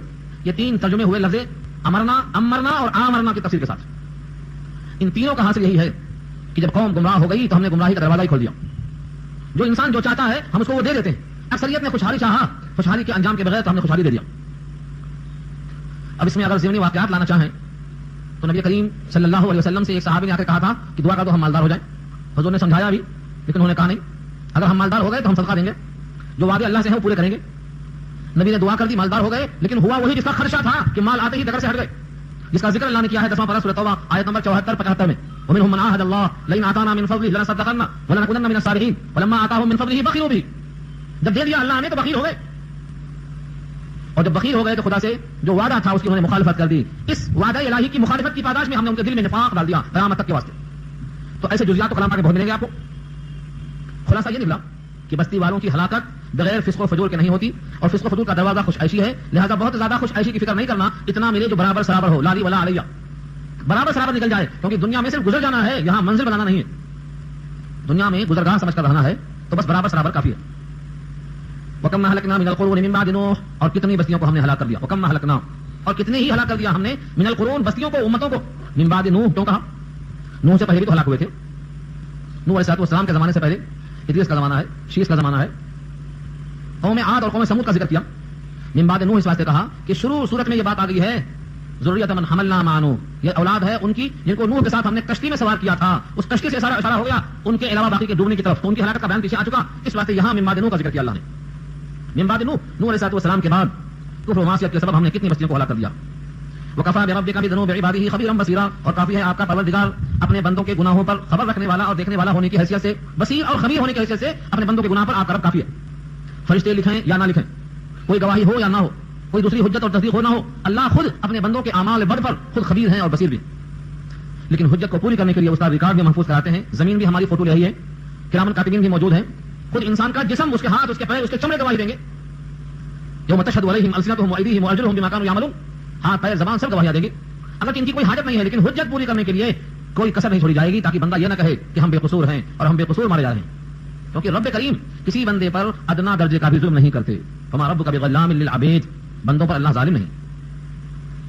اب یہاں سے انسانوں کی محنت کے دو رخ ہیں، ایک محنت کرنے والا چاہتا ہے مجھے جلدی سے محنتانہ یہیں مل جائے، آخرت کی طرف توجہ گئے بغیر، صرف دنیا ہی پر اس کی محنت کا صلہ ملنے کی توجہ ہے، بس ہم نے کیا اور ملے، آخرت سامنے نہیں ہے، اتنی محنت شب و روز کی محنت، لیکن دماغ میں صرف دنیا ہے، یہی محنتانہ، اجر اور اجرت کی فکر نہیں۔ اللہ فرماتے ہیں ہمارے پاس کمی نہیں ہے، جو جیسی نیت کرتا ہے ویسا ہم فیصلہ کر دیتے ہیں۔ من کان یرید العاجلہ، عاجلہ اجرت والی مراد دنیا، من کان یرید العاجلہ، جو ہمیشہ نیت رکھتا ہے عاجلہ کی، عجلنا له فیہا ما نشاء لمن نرید، تین شرط رکھا اللہ نے، جو شخص دنیا کی نیت رکھتا ہے عجلنا، تو ہم جلدی دے دیتے ہیں اس کو، فیہا اس دنیا میں، ما نشاء جتنا ہم چاہتے ہیں، لمن نرید جس کے لیے چاہتے ہیں، جتنا چاہتے ہیں جس کے لیے چاہتے ہیں، دنیا ہی میں ہم دے دیتے ہیں، بشرطے کہ وہ دنیا ہی کی نیت رکھتا ہو، ہمیشہ دنیا کی نیت۔ ہاں کبھی کبھار دنیا کی نیت ہو، کبھی کبھار آخرت کی نیت ہو، یا دونوں کی نیت ہو، وہ اس سے مستثنیٰ ہے۔ اگر ہر کام بس دنیا ہی کے لیے کرتا ہے، کوئی ایک عمل آخرت کے واسطے نہیں کرتا، یہ کہاں سے نکلا؟ من کانا یرید، کانا استمرار پر دلالت کرتا ہے، کانا یرید مضارع ہے، اور کانا جب مضارع پر آتا ہے تو معنی دیتا ہے استمرار کا، ہمیشہ ارادہ یہی رکھتا ہے کہ دنیا مل جائے، کسی عمل پر آخرت کی طلب نہیں ہے، ہر عمل پر دنیا، چاہے وہ دنیاوی کام ہو یا دینی کام ہو، چھوٹا کام ہو بڑا کام ہو، ہر کام پر سامنے دنیا ہی ہے۔ تو ہم ایسے شخص کو دنیا میں دنیا دے دیتے ہیں جتنا ہم چاہتے ہیں، جس کے لیے چاہتے ہیں، سب کو نہیں دیتے، ہماری چاہت پہ یہ بھی موقوف ہے۔ ثم جعلنا له جہنم، پھر بناتے ہیں ہم اس کے لیے جہنم، کتنی سخت وعید ہے، اس کے لیے پھر ہم جہنم کو بناتے ہیں۔ اس سے صاف معلوم یہ ہوتا ہے کہ اپنے سارے کام کا بدلہ دنیا ہی میں نہیں چاہیے، کچھ کاموں کا بدلہ آخرت میں ہمیں ملنا چاہیے، یہ امید ہونا چاہیے۔ نماز، روزہ، حج اور زکات، بدنی عبادت تو ہم کرتے ہی آخرت کے لیے، لیکن اور بھی کچھ کام ہیں جن پر ہمیں صلہ آخرت میں ملنے کی توقع رکھنا چاہیے۔ ایک بندہ کسی سے خندہ پیشانی کے ساتھ ملاقات کرتا ہے تو یہ بھی اجر کا حقدار بنتا ہے، بشرطے کی نیت ہو آخرت میں لینے کی، سلام کرنا، مصافحہ کرنا، بھٹکے ہوئے کو راستہ بتانا، کانٹا راستے سے دور کر دینا، مسجد کا پتہ بتانا، کسی کے مسائل کو حل کرنا، کسی سے ہمدردی کرنا، سب کاموں پر اجر ہے، بشرطے کی ارادہ ہو آخرت کمانے کا۔ اور اگر دنیا ہی کماتا ہے، ہر کام میں دنیا ہی سوال ہے، آخرت اس کے ذہن میں بالکل نہیں آتی، تو ایسا شخص گویا آخرت پر ایمان نہیں رکھتا اور وہاں کے لیے کوئی کوشش نہیں کرتا۔ تو ہم دنیا اس کے واسطے دیں گے، لیکن کتنا؟ جتنا ہم چاہیں گے، جتنا وہ چاہے گا اتنا دینے نہیں ہے۔ فرمایا ما نشاء، جتنا ہم چاہیں، لمن نرید جس کے لیے ہم چاہیں، چاہتے سب ہیں لیکن ہم جس کے لیے چاہیں گے اس کو دیں گے، اور وہ چاہتے بہت ہیں، جتنا ہم چاہیں گے اتنا ہم دیں گے، دونوں شرط رکھا اللہ نے۔ پھر بنایا ہم نے اس کے واسطے جہنم، یصلاھا مذموما مدحورا، پہنچے گا اس جہنم میں، مذموم کے معنی آتے ہیں برا ہو کر، ضم سے مذموم، اور مدحور دحور سے ہے دھتکارا ہوا، رادہ درگاہ ہو کر جہنم میں پہنچے گا۔ تو مذموم کے معنی بدحال اور مدحور کے معنی رادہ درگاہ، دھتکارا ہوا۔ اللہ نے ابلیس کے واسطے یہ الزام دیا ہے مدحور کا، مدحور کے معنی جس کو دھتکار دیا گیا ہو، چل نکل مردود ہے تو، فخرج انک رجیم، تو رجیم معنی مرجوم، وہ یہاں پر مدحور ہے، دھتکارا ہوا انسان ہو کر، اور مذموم کے معنی ضم جس کی برائی کی گئی ہے، مذمت کیا ہو کر جہنم میں داخل کر دیا جائے گا، کہ تم نے دنیا میں ہر عمل اسی واسطے کیا ہے کہ تجھ کو دنیا ہی مل جائے، تیرے دماغ میں آخرت ہی نہیں، یہ گھڑی محشر کی ہے، تو عرصہ محشر میں ہے، پیش کر غافل عمل، کوئی اگر دفتر میں ہے کوئی کام اس کے واسطے کیے نہیں تھا، دعائیں کی تو دنیا کے لیے، حج کیا تو دنیا کے لیے، تعلیم حاصل کی تو دنیا کے لیے، کوئی کورس پڑھا تو دنیا کے لیے، ہر قدم اٹھایا تو دنیا کے لیے، کوئی کام کیا ہی نہیں اللہ کے لیے۔ جب اللہ کے واسطے کوئی کام ہی نہیں کیا ہے تو کس کام کو پیش کرے گا؟ اس لیے مومن کو چاہیے کہ اپنے ہر کام میں آخرت کی نیت کرے، دنیا تو فری میں آئے گی۔ گھر بنانے والا جب کھڑکی کھولتا ہے اس نیت سے کہ مجھے اذان کی آواز آئے گی اور فجر میں جاؤں گا، تو ہوا تو خود بخود ملے گی، مفت میں آئے گی ہوا، اور کھڑکی پر اجر مل جائے گا اس نیت کی وجہ سے کہ مجھے اذان کی آواز آئے گی۔ تو دنیا والا جب دنیا کی نیت کرتا ہے تو دنیا ہی میں رہ جاتا ہے، اور آخرت کی نیت ہوتی ہے تو بیت الخلاء میں بیٹھنے والا قضائے حاجت کرتا ہے مگر اجر کا حقدار بن جاتا ہے۔ تو مومن اپنے ہر عمل میں اللہ کی بات ماننے کی نیت کر لے اور رسول اللہ کا طریقہ اپنا لے تو اس کو ہر عمل پر اجر ہی ملے گا. اس لیے آگے فرمایا ومن اراد الاخرۃ، اور جو ارادہ کرے گا آخرت کا، وسعى لها سعيها، اور کوشش کرے گا اس کے لیے کوشش کرنا جیسا کہ اس کا حق ہے، وهو مؤمن، بشرطے کہ وہ مومن ہو، فاولئک کان سعیهم مشکورا، تو بس وہی ہے کہ اس کی سعی مشکور ہوگی، اس کی سعی کوشش مقبول ہوگی. اللہ نے 4 شرطیں رکھی اس آیت میں. نمبر 1 ومن اراد الاخرۃ، آخرت کا ارادہ ہو، تو ارادہ کرنا، نیت کرنا. جو کام آخرت کے لیے بلا ارادہ کیا گیا ہو اس پر ثواب نہیں ملتا. حضرت امام شافعی رحمۃ اللہ علیہ فرماتے ہیں کوئی عمل پر ثواب ارادے کے بغیر نہیں ملتا، اسی کا نام نیت ہے. گڑھے میں گر گیا، بھیگ گیا تو وضو ہو گیا، لیکن ثواب نہیں ملے گا کیونکہ ارادہ نہیں کیا وضو کرنے کا. ارادہ تو ارادہ یہاں آیا ہے ارادہ کے معنی میں. اردو میں ارادہ اور عربی میں ارادہ ایک ہی معنی میں. ومن اراد الاخرۃ، اور جس نے ارادہ کیا آخرت کا، تو پہلی شرط کیا ہوئی؟ نیت. پہلی شرط ہے آدمی نیت کرے. اب بیٹھا ہے نیت کر کے کوئی کام نیک نہیں کر رہا ہے، کافی نہیں ہے نیت کر لینا. وسعى لها سعيها، اب اس آخرت کے لیے سعی بھی کرتا ہے، کوشش بھی کرتا ہے. آخرت کمانے کے لیے جو جو حکم بتایا ہے وہ سارے کوششوں میں لگا ہوا ہے. وسعى لها سعيها، اس جنت کے لیے آخرت کے لیے کوشش کرتا ہے جیسا کوشش کرنے کا حق ہے. تو کوشش کرنا دوسری شرط ہے. ارادہ 1، کوشش 2. اور تیسرا لفظ ہے یہاں پر وسعى لها کے بعد سعيها، کوشش کرے جیسی کوشش کرنا چاہیے، اور وہ ہے سنت کے مطابق. رسول اللہ کی جو کیفیت تھی اس طریقے پر کوشش کرے. جیسی چاہیں گے ہم کوشش کر لیں گے، نہیں، کوشش بھی مطابق سنت کے ہو. نکاح پر اجر ملے گا مگر نکاح سنت کے مطابق ہو. نماز پر اجر ملے گا نماز سنت کے مطابق ہو. لباس پر اجر ملے گا لباس سنت کے مطابق ہو. حلیہ پر اجر ملے گا حلیہ سنت کے مطابق ہو. تو وسعى لها سعيها، اور کوشش کرے جیسی کوشش کرنا چاہیے. اور کیسی کوشش کرنا چاہیے؟ جیسی اللہ نے پسند کی ہے، نبی کو بھیج کر بتا دیا ہے. یہ بہترین نمونہ، یہ نمونہ کامل ہے. لقد كان لكم في رسول الله اسوة حسنة، جیسی کوشش آپ نے کی ہے اور صحابہ نے کی ہے ایسی کوشش کرنا. تو 3 چیزیں ہو گئی، ارادہ، کوشش اور کوشش موافق ہو سنت کے. 3 شرطیں ہو گئی. چوتھی شرط رکھا اللہ نے وهو مؤمن، بشرطے کہ وہ مومن ہو. ارادہ بھی اچھا ہے، کوشش بھی ہے، کوشش موافق سنت کے ہے، لیکن دل میں ایمان نہیں ہے، نفاق ہے، کوئی عمل کامیاب نہیں. تو یہ 4 شرطیں رکھا رب کریم نے انسانوں کی فلاح کے لیے. ارادہ بھی ہو، کوشش بھی ہو، اور کوشش سنت کے مطابق ہو. جو لوگ کوشش کرتے ہیں سنت کے خلاف، ان کی کوششیں ضائع ہوں گی. جو نیت نہیں کرتے آخرت کی وہ اجر سے خالی ہوگی. اور جو کوشش ہی نہیں کرتے آخرت کے واسطے، اور کوشش کے بغیر نہیں ملتا. من جد وجد، جو کوشش کرے گا وہ پائے گا، اور جو کوشش نہیں کرے گا وہ نہیں پائے گا. اور کوشش کے مقدار میں ہی بلندیاں حاصل ہوتی ہیں. ایک شاعر کہتا ہے بقدر القد تكتسب المعالي ومن طلب العلا سهر الليالي ومن طلب العلا بغیر قد اضاع العمر في طلب المعالي. جو بندہ کوشش کرتا ہے، جو بندہ کوشش کرتا ہے، کوشش کے بقدر بلندیاں حاصل کرتا ہے. اور جو کوشش کرتا ہے، جتنی کوشش کرتا ہے اتنا حاصل کرتا ہے. اور جو بلندیاں چاہتا ہے کوشش کے بغیر، محنت کے بغیر، وہ اپنے عمر کو ضائع کرتا ہے ایسی چیز کی طرح میں جو کبھی حاصل نہیں ہوگی. جو کوشش کرتا ہے وہ راتوں رات جگتا ہے. اللہ کے نبی نے راتوں میں جا کر کوشش نہیں کی، سنت. ہر نبی نے رات میں جاگ کر اللہ کے واسطے بندگی کی. لوگ کہتے ہیں رات کو سونے کے لیے ہے، دن تو کام کرنے کے لیے ہے. یہ بالکل صحیح ہے، لیکن مغرب کا فجر میں ہوتی، مغرب تو رات میں ہے. عشاء کب ہوتی؟ وہ بھی رات میں ہوتی. فجر کی تہجد بھی رات میں ہوتی. ایسا نہیں ہے کہ ساری رات اب سونا فرض ہو گیا، اگر کوئی مغرب پڑھ لیتا ہے تو خلاف فرض ہو گیا، ایسا نہیں ہے. یقیناً رات سونے کے لیے ہے، لیکن رات ہی میں مغرب ہے، رات ہی میں عشاء ہے، رات ہی میں تہجد ہے. یقیناً دن ذریعے معاش ہے، لیکن دن میں فجر بھی ہے، ظہر بھی ہے، عصر بھی ہے. یہ کس نے کہا کہ دن ذریعے معاش ہے لہذا فجر غائب، ظہر غائب، عصر غائب؟ یہ کیا مطلب؟ یہ فرقہ ہے اہل قرآن جو کہتا ہے رات سونے کے لیے ہے لہذا تہجد کیسی؟ یا ایھا المزمل قم اللیل، اے رات میں کمبل اوڑھنے والے، سونے والے کھڑے ہو جا. یہ کس کا حکم ہے؟ سورہ مزمل کی پہلی آیت میں اللہ کا حکم رسول اللہ کو ہے، یا ایھا المزمل قم اللیل، رات میں کھڑا کر دیا اللہ نے. تو یہ کہنا کہ رات سونے کے لیے ہے، جگنا کیسا؟ یہ آنکھیں بند کرنے کی طرح ہے، جس طرح بلی دودھ پیتی آنکھیں بند کر کے اور سمجھتے ہیں کوئی نہیں دیکھ رہا.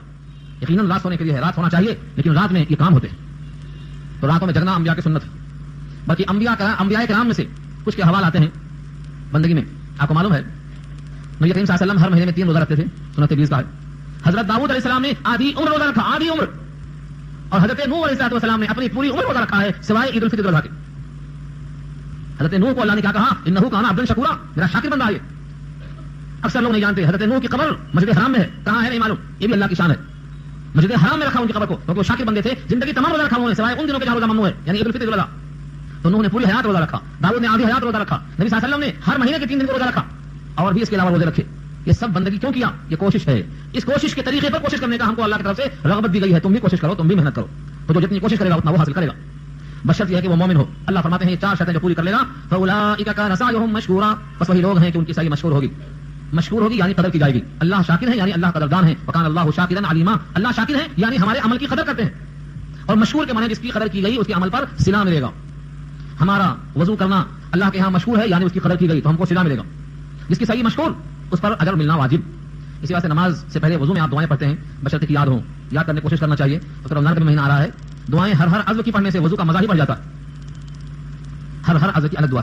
اللهم اجعل ذنبی مغفورا وسعی مشکورا وتجارتا لن تبور. اے اللہ ہمارے گناہوں کو معاف فرما اور ہماری کوشش کو مشکور فرما اور ہمارے کاروبار کو نفع بخش بنا. کیونکہ مومن کاروبار میں ہے، مومن بظاہر کاروبار میں نہیں ہے لیکن ہر مومن کاروبار میں ہے. یا ایھا الذین آمنوا هل ادلکم علی تجارۃ تنجیکم من عذاب علیم، اے ایمان والو آؤ تجھ کو بتاتا ہوں میں ایسا کاروبار ایسا بزنس جو تم کو نجات دے گا المناک عذاب سے۔ کاروبار کون سا ہے وہ؟ تؤمنون باللہ، اللہ پر ایمان لاؤ، رسول پر ایمان لاؤ اور کوشش کرو اس کے دین میں۔ تو مومن کے لیے کاروبار یہ صحیح ہے۔ بس ان تمام چیزوں میں 4 شرطیں یاد رکھ لو۔ پہلی شرط ارادہ، نمبر 2 کوشش، نمبر 3 کو کوشش سنت کے مطابق ہو، نمبر 4 یہ سب کام بحالت ایمان ہو۔ یہ 4 چیزیں پائی گئی بندہ کامیاب ہوگا۔ کلن نمد ہؤلاء وہؤلاء من عطاء ربک وما کان عطاء ربک محظورا۔ کلن ہر ایک، نمد ہم دیتے ہیں، ہؤلاء ان کو وہؤلاء ان کو، من عطاء ربک آپ کے رب کی عطا میں سے۔ ہؤلاء سے مراد دنیا، پھر ہؤلاء سے مراد آخرت۔ ہم آپ کے رب کی عطا دنیا میں سے بھی دیتے ہیں اور آخرت میں سے بھی دیتے ہیں، دونوں طرح سے ہم دینے پر قادر ہیں۔ اور آپ کے عطا کی اور آپ کے رب کی عطا کو روکنے والا کوئی نہیں ہے۔ محظورا، محظورا کے معنی آتے ہیں بند کرنا۔ آپ کی رب کی عطا آئے اور کوئی روک لے کہ اس کو ہم نہیں پہنچنے دیں گے بندوں تک، کوئی بھی آپ کے رب کی عطا کو روکنے والا نہیں ہے۔ اللہ تعالیٰ جس بندے کو دنیا دینا چاہتے ہیں کوئی روک نہیں سکتا، اور دنیا کے بجائے آخرت دینا چاہتے ہیں تو کوئی روک نہیں سکتا۔ کلن نمد، ہر ایک کو ہم دیتے ہیں، ہؤلاء وہؤلاء، اس میں سے بھی اور اس میں سے بھی، دونوں میں سے ہم دیتے ہیں، دنیا بھی آخرت بھی، من عطاء ربک آپ کے رب کی عطا، وما کان عطاء ربک محظورا، اور نہیں ہے بند آپ کے رب کی عطا، سب کو دیتے ہیں۔ اس سوال کا جواب یہ ہے دنیا میں اللہ نے قارون کو، فرعون کو، شداد کو، نمرود کو سب کو دیا، کہ اللہ کی عطا کسی پر بند نہیں ہے۔ تم دیکھتے ہو کہ دنیا والوں میں کوئی کسی پر فضیلت رکھتا ہے، کسی کو اللہ نے اتنا دیا کہ وہ ایک ملک کا بادشاہ ہے، کسی کو دیکھا تو کئی ملک کا بادشاہ ہے، ہر ایک کو دوسرے پر فوقیت دیا، یہاں تک کہ کوئی نہیں بول سکتا کہ سب سے بڑا میں ہوں، ایک پر ایک نالے پر ڈالا، سر کا سوال چلتا چلا گیا۔ جب دنیا میں یہ اللہ کی عطا ہے کہ کوئی نہ کوئی ان سے بڑا موجود ہے، جب دنیا میں اس طرح اللہ دینے پر قادر ہیں اور اس فضیلت سے لوگ واقف ہیں، تو آخرت میں بھی یہی طریقہ کار ہوگا، جو جتنی کوشش کرے گا اتنا درجہ اس کا بڑھا ہوا رہے گا، یہاں تک کہ سب سے اونچا درجہ سید الانبیاء کا ہوگا۔ وَلِوَاءُ الْحَمْدِ يَوْمَئِذٍ بِيَدِي، حمد کا جھنڈا اس دن میرے ہاتھ میں ہوگا۔ انا سید ولد آدم ولا فخر، میں سردار ہوں گا اولاد آدم کا، کوئی فخر کی بات نہیں ہوگی۔ یہ کیسے مقام ملا؟ یہ سب نوازشیں ہیں اللہ کی۔ تو دنیا والوں کو ہم دیتے ہیں، ان کو دیتے ہیں، ان کو دیتے ہیں، رب کی عطا کوئی روک نہیں سکتا۔ رب کی عطا مقبولیت کی دلیل نہیں ہے۔ قارون اللہ کا مقبول بندہ ہوتا تو دھستا کیوں؟ عطا بہت تھی، فرعون پانی میں غرق کیوں ہوتا؟ دنیا میں جتنے لوگوں کو دیا گیا یہ سب مقبول نہیں تھے، دنیا میں دیا جانا دلیل مقبولیت کی ہرگز نہیں، پھر بھی یہ اللہ کی تقسیم ہے۔ انظر کیف فضلنا بعضهم على بعض، دیکھو غور سے دیکھو کیسے فضیلت دیا ہم نے ان میں سے بعض کو بعض پر، کسی کو ایک گھر، کسی کو 2 گھر، کسی کو 50 گھر، کسی کو ایک شہر، کسی کو دوسرا شہر، کسی کو ایک ملک، کیسا دیا ہم نے؟ جب دنیا میں یہ فضیلت دینے پر، فوقیت دینے پر ہم قادر ہیں اور اس سے لوگ فضیلت محسوس بھی کرتے ہیں، تو پھر آخرت کی درجات اور آخرت کی فضیلت تو بہت زیادہ بڑی ہے، بہت زیادہ قابل توجہ ہے، وہاں پر بھی فضیلت کے واسطے کوشش کرنا چاہیے، وہ بھی موقوف ہے اوپر کی 4 شرطوں کے ساتھ جو ابھی آ چکی ہے۔ انظر کیف فضلنا، غور سے دیکھو تو صحیح کیسے ہم نے فضیلت دیا ہے۔ فضلنا بعضهم على بعض، ان میں سے بعض کو بعض پر فوقیت دی ہے۔ وللآخرۃ اکبر درجات، اور البتہ آخرت بہت بڑی ہے درجوں کے لحاظ سے، واکبر تفضیلا، اور بہت بڑی ہے فضیلت کے اعتبار سے۔ دنیا کی کوئی حیثیت نہیں، یہاں ہم نے فضیلت دے کر دکھا دیا ہے، تو جو آخرت بہت بڑی ہے درجات اور فضیلت کے لحاظ سے، وہاں بھی درجے خوب ہوں گے۔ جنت کے جتنے درجے ہیں قرآن کریم کی اتنی آیتیں ہیں، شارحین لکھتے ہیں 6666 آیتیں ہیں، جنت کے درجات بھی اتنے ہیں۔ اور حافظ قرآن سے کہا جائے گا جبکہ وہ حافظ قرآن عامل بالقرآن ہو، شرطیں پوری کرتا ہو، حلال کو حلال جانتا ہو، حرام کو حرام جانتا ہو، کیونکہ شرط رکھا اللہ کے نبی نے، کہا جائے گا پڑھتا جا اور چڑھتا جا۔ يقال لصاحب القرآن اقرأ واتقي ورتل كما كنت ترتل في الدنيا فإن منزلك عند آخر آية تقرأها، پڑھتا جا اور چڑھتا جا، جہاں آخری آیت آئے گی وہ تیرا منزل کا مقام ہوگا۔ 6666 درجہ اللہ بلند کریں گے حافظ قرآن کا ان آیتوں کے بقدر۔ یہ بھی کوشش تھی، اس نے کوشش کیا کہ اس کو پڑھا، اس کو سمجھا، اس پر عمل کیا، اس پر نیت کیا، کوشش موافق سنت کے کیا، بحالت ایمان کیا، یہ 4 شرطیں پوری کیا، درجہ رہتا ہوگا۔ تو جو بندہ یہ مومن بحالت ایمان ارادے کے ساتھ کوشش کرے گا اور کوشش موافق سنت کی ہوگی، کوشش من مانی نہیں، میرا دل چاہا میں نے کر لیا، ان کو دیکھ کے ان کو دیکھ کے ان سے سن کے نہیں، سنت کے مطابق ہونا شرط رکھا اللہ نے۔ اب اس کے درجات اور اس کی فضیلت کا کیا ٹھکانہ ہے جو ان 4 شرطوں کو پورا کرتا ہے۔ اللہ فرماتے ہیں یہ ایمان اور یہ کوشش کے ارادے سب رائے گاں ہو جائیں گے اگر تم نے توحید کے بجائے شرک کر دیا۔ لا تجعل مع اللہ الہا آخر، مت بنا اللہ کے ساتھ کوئی دوسرا معبود۔ اوپر کی تمام باتیں جیسے شہد بہترین چیز ہے لیکن ایلوا لگاتے ہی وہ شہد بیکار ہو جاتا ہے، نماز بہترین چیز ہے، دکھاوا ریاکاری آتے ہی وہ نماز شرک میں تبدیل ہو جاتی ہے، روزہ بہترین چیز ہے، ڈھال ہے، غیبت کرتے ہی وہ پھٹ جاتا ہے، صدقہ بہترین چیز ہے، احسان جتاتے ہی باطل ہو جاتا ہے۔ ایسے ہی تمہاری توحید بہترین چیز ہے لیکن جہاں تم نے اللہ کے ساتھ غیر اللہ کو سجدہ میں شریک کر لیا تمہارا عمل باطل ہو جاتا ہے۔ لا تجعل مع اللہ، مت بناؤ اللہ کے ساتھ الہا آخر، دوسرا کوئی معبود۔ اگر بنایا تو فتقعدا، بیٹھ جاؤ گے۔ تقعدا ہمارا اردو کا جو محاورہ ہے بیٹھک لینا، مطلب کیا ہے؟ تھک مادہ ہو کے ہار جانا، یہ ہے فتقعدا، بیٹھک لے لو گے تم ہی بدحال ہو جاؤ گے۔ مذموم، مذموم کے معنی برے ہو کر، اور مخذول کے معنی رسوا ہو کر۔ مخذول کا مادہ خذلہ ہے، خے رال لم، اور خذلہ کے معنی آتے ہیں رسوا ہونا، بے عزت ہو جانا۔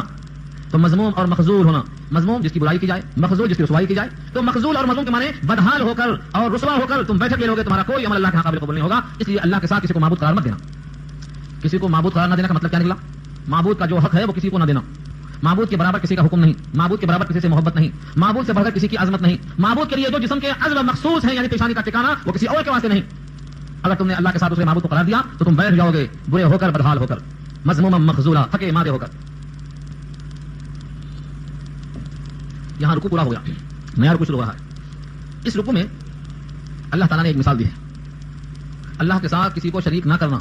اگر تم کریں گے تو بیٹھ جائیں گے, تھک جائیں گے, رسوا اور بے عزت بدحال ہو جائیں گے, بے یار و مددگار ہو جائیں گے. جتنے بھی احکامات اللہ کے ہیں ان میں سے کسی حکم کو توڑنا در حقیقت اللہ کے برابر کسی کو معبود قرار دینا ہے کہ تم نے خدا کا حکم توڑ کر اس کا حکم مان لیا. مثلا اللہ نے حکم دیا ہے کہ اللہ کی بندگی کرو, اس کے ساتھ کسی کی بندگی نہ کرو, اور ماں باپ کے ساتھ حسن سلوک کرو. لیکن یہ نفس ہے, یہ کہتا ہے میاں یہ بوڑھے ہو گئے, اب ان کے کام سے کچھ فائدہ نہیں ہے, اب تم اپنا اپنا دیکھ لو. یہ نفس نے آ کر ماں باپ کی اطاعت سے روک دیا. اب اگر تم نے نفس کی بات مان لی اور خدا کا حکم ٹھکرا دیا تو تم مخذول اور مذموم ہو کر رہ جاؤ گے. یہ مثال دیا رب کریم نے. دیکھیے آیت کے الفاظ, وَقَضَىٰ رَبُّكَ أَلَّا تَعْبُدُوا إِلَّا إِيَّاهُ, اور فیصلہ کیا ہے تیرے رب نے. قضا, قضا کے معنی آتے ہیں فیصلہ, ماضی کا صیغہ ہے, فیصلہ کر دیا. قاضی کہتے ہیں فیصلہ کرنے والے کو, اور قضا کہتے ہیں جب ایک ساتھ آئے تو مقدمے کو. قضا فعل ماضی ہے, فیصلہ کر دیا تیرے رب نے, حکم دے دیا تیرے رب نے. وَقَضَىٰ رَبُّكَ, بحیثیت قاضی کی تیرے رب نے یہ حکم دیا ہے. کیا ہے؟ اللہ تعبدوا الا ایاہ, کہ تم کسی کی عبادت مت کرو مگر اسی کی, یعنی اللہ کی. وبالوالدین احسانا, اور والدین کے ساتھ احسان کی. احسان کے ترجمے میں بارہ بات آ چکی ہے. احسان کے معنی حسن سلوک کرنا, اچھا برتاؤ کرنا. اگر وہ ماں باپ مشرک بھی ہیں اور تم کو شرک کی دعوت دے رہے ہیں تو تم ان کے بولنے سے شرک تو نہ کرنا, لیکن تب بھی ان کے ساتھ حسن سلوک کرنا. وَإِن جَاهَدَاكَ عَلَىٰ أَن تُشْرِكَ بِي مَا لَيْسَ لَكَ بِهِ عِلْمٌ فَلَا تُطِعْهُمَا وَصَاحِبْهُمَا فِي الدُّنْيَا مَعْرُوفًا. سورۃ لقمان پارہ 21 میں یہ بات آ رہی ہے. اگر وہ دونوں میں سے کوئی ایک شرک میں مشرک ہو کر لطف اٹھائیں اور تم کو مجبور کرتے ہیں کہ اللہ کے ساتھ تم بھی شرک کرو, تو ان کے کہنے سے تم شرک تو نہ کرنا, لیکن غصے میں آ کر اطاعت نہ چھوڑ دینا. اب بھی تمہیں ان کے ساتھ میں حسن سلوک کرنا ہے. وصاحبهما فی الدنیا معروفا, دستور کے مطابق تمہیں اب بھی حسن سلوک کرنا ہے. حضرت اسماء رضی اللہ تعالی عنہا نے نبی صلی اللہ علیہ وسلم سے پوچھا کہ میری والدہ مشرکہ ہیں, کیا میں ان کے ساتھ حسن سلوک کروں؟ آپ نے فرمایا ہاں, اپنی ماں کے ساتھ حسن سلوک کرو اگرچہ وہ مشرکہ ہیں. ان کا شرک, ان کا حساب اللہ کے ذمہ ہے, لیکن تمہارا بحیثیت اولاد کے حسن سلوک کرنا تمہارے ذمہ ہے. تمہیں کسی حال میں حسن سلوک کرنا ہے.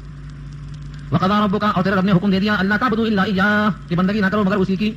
وبالوالدین احسانا, اور حسن سلوک کرو ماں باپ کے ساتھ. اما يبلغن عندك الكبر احدهما او كلاهما فلا تقل لهما اف ولا تنهرهما وقل لهما قولا كريما.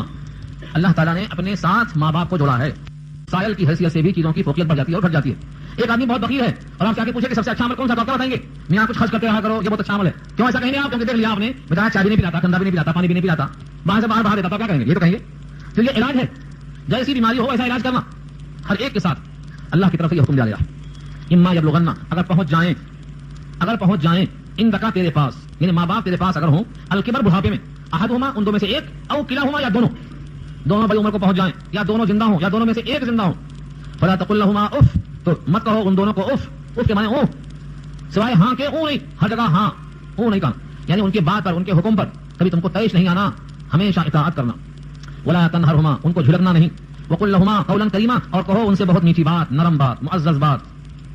واخفض لهما جناح الذل من الرحمہ, اور جھکا دو ان کے لیے ذلت کے بازو, انکساری کے ساتھ.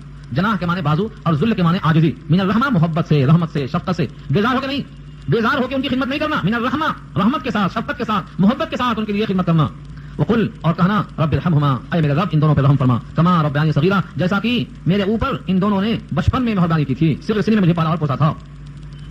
یہ آیت نمبر 23 اور 24 دو آیتیں ہیں. ان دونوں کو پھر سے آپ دیکھیں, پھر سے ریوائز کریں, تھوڑا سا ترجمہ ہوا اس کا. اس آیت میں دو باتیں معلوم ہوئی. سب سے پہلی یہ کہ اللہ کے ساتھ ماں باپ کا حق اللہ نے خود جوڑا. نمبر 2, اگر وہ بڑھاپے کو پہنچ جائیں, بڑھاپے سے پہلے خدمت نہیں کریں گے. بڑھاپے میں خدمت کی حاجت بڑھ جاتی ہے, اس واسطے بڑھاپے کی شرط ہے. ایسا نہیں ہے میرے ابا جب بوڑھے ہوں جب دیکھا جائے گا تب تک تو آرام کرو, ایسا نہیں ہے. جب بوڑھا نہیں ہے, جوان ہے, تو اپنا کام خود کر لیتے. ان کے ہاتھ پیر تمہارے مضبوط ہے, اولڈ از گولڈ, تم سے اچھا کام کرتے, وہ تم سے بہترین کام کرنے پر قادر ہیں. یہاں مراد یہ ہے اگر وہ بڑھاپے کو پہنچ گئے تو بڑھاپے میں تمہاری خدمت کے محتاج ہو گئے. ورنہ ماں باپ کی اطاعت تو ہمیشہ لازم ہے. بڑھاپے میں احتیاج بڑھ گئی ہے, توجہ کی ضرورت زیادہ ہے. ہوتا یہ ہے آدمی بڑھاپے میں کمزور ہو جاتا ہے, اور جو بھی کمزور ہوتا ہے وہ چڑچڑا ہو جاتا ہے, اور چڑچڑاہٹ میں ایسی بات کرتا ہے کہ آدمی کو غصہ آتا ہے. ان تمام چیزوں کو سامنے رکھ کر کے فرمایا رب کریم نے, اگر وہ تمہارے پاس بڑھاپے کو پہنچ جائیں, دونوں ہو یا دونوں میں سے ایک ہو, تو اف نہ کرنا. ان کی چڑچڑاہٹ کا جواب ہوں ہاں سے نہیں دینا. ولا تنہرہما, جھڑکنا نہیں, ان سے نرم بات کرنا, کیونکہ بچپن میں تمہارے ساتھ بڑی نرمی کی باتیں کی. اگر بچہ گود میں ہے اور بار بار داڑھی کھینچتا ہے تو غصہ نہیں آتا. بار بار ایک چیز پوچھتا ہے, دسیوں بار جواب دیتے ہیں ماں باپ, فلاں چیز کا جواب, فلاں چیز کا جواب, غصہ نہیں آتا. تو بچپن کی حالت کو اللہ نے یاد دلایا. کہو کہ اے میرے رب, جیسے بچپن میں ان دونوں نے میرا خیال کیا تھا جب میں محتاج تھا, اب یہ دونوں محتاج ہیں, ان کا خیال آپ فرمائیے, کیونکہ جس طرح شفقت بچپن میں انہوں نے کی تھی, ہم ان کی طرح شفقت کرنے پر قادر نہیں ہیں, لہٰذا ان دونوں پر آپ رحمت فرمائیے.